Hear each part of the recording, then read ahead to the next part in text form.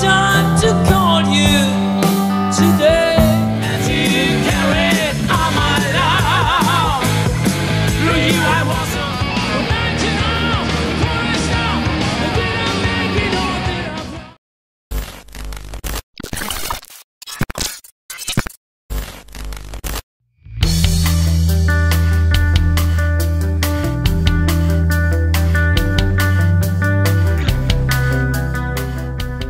Founded in 1969 by Rudolf Schenker, the original lineup consisted of rhythm guitarist vocalist Schenker, lead guitarist Karl Heinz Follmer, bassist Lothar Heimberg, and drummer Wolfgang Dziony.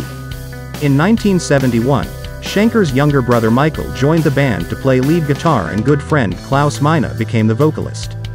The group recorded Lonesome Crow in 1972, which was used as the soundtrack to the German movie Das Kalte Paradies. Although they failed to attract the public's attention, the early incarnation of 70s rock band UFO noticed Michael Schenker's guitar playing and hired him as their lead guitarist. Michael left the band in 1973. Guitarist Uli Jon Roth replaced him, and under his guidance the group released 4 albums under the RCA record label: Fly to the Rainbow in 1974, In Trance in 1975, Virgin Killer in 1976, and Taken by Force in 1977. Although these efforts failed to attain any serious attention in the United States, they were all quite popular in Japan. By the time Taken by Force was released, Roth made the decision to leave the band and form Electric Sun after feeling that his musical ideas would take the group in an entirely different direction. Tokyo Tapes, a double live album that the group recorded in Tokyo with Roth, was released in 1978. Shortly after Roth's departure, Michael Schenker was kicked out of UFO for his constant alcohol abuse and came back to play with Scorpions in 1979 after they signed with Mercury Records. The group released Lovedrive that same year and played their first American tour, but Lovedrive failed to attract attention, and was banned in the United States because of its sexually explicit cover. Still coping with his drug and alcohol addiction, Michael repeatedly missed tour dates, and guitarist Matthias Jabs was hired to fill in for him on nights when he was absent. Michael would eventually leave Scorpions a second time after realizing that he was failing to meet their expectations. With a lineup of Klaus Meine on vocals, Rudolf Schenker on rhythm guitar, Matthias Jabs on lead, Francis Buchholz on bass, and Herman Rarebell on drums, the band released Animal Magnetism in 1980 and embarked on another world tour.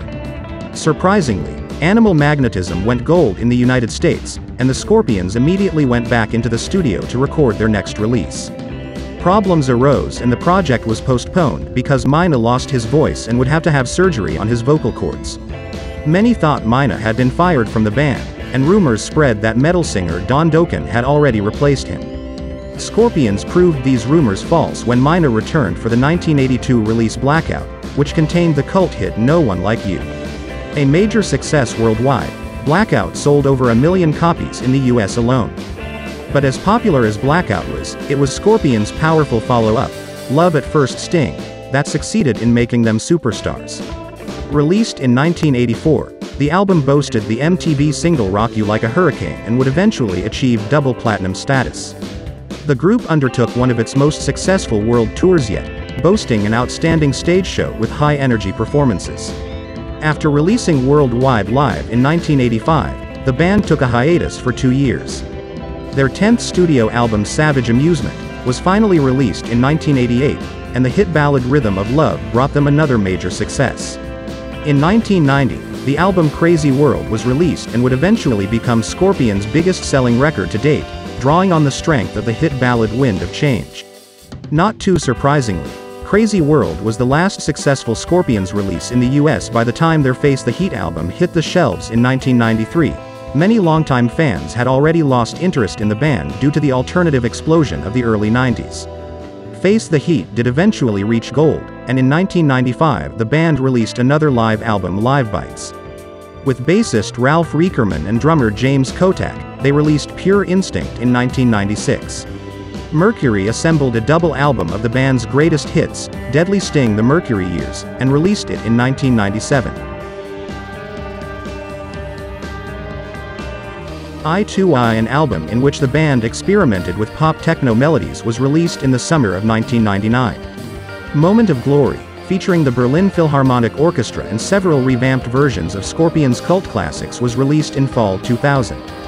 Continuing to be productive into the 21st century, Scorpions issued their 15th studio album Unbreakable in 2004, followed by the concept album Humanity Hour 1 in 2007. In 2010, they released Sting in the Tail and announced they would be retiring after heading out on the road for a farewell tour. The following year, while still on tour, the band released Comeback, a greatest hits album of sorts featuring the German rockers re-recording some of their most well-known songs, as well as covers by T-Rex, the Beatles and the Rolling Stones. Nevertheless, the band spent 2013 performing several acoustic concerts for MTV Unplugged, and collecting some of the best performances for a double live album released later that same year. In early 2015, Scorpions delivered their 18th studio album Return to Forever, a collection of 12 songs written between 2011 and 2014, and put to tape in Sweden with producers Michael Nord Andersson and Martin Hansson. Their next release, 2017's Born to Touch Your Feelings Best Rock Ballads, was an anthology drawn from the band's back catalog plus 2 new compositions. Due to a multitude of reasons, some personal and some global, including the replacement of drummer Kotak with Mickey D, the next Scorpions album was 7 years in the making. Rock Believer, which featured the hard-hitting Peacemaker and the epic power ballad When You Know, saw release in 2022.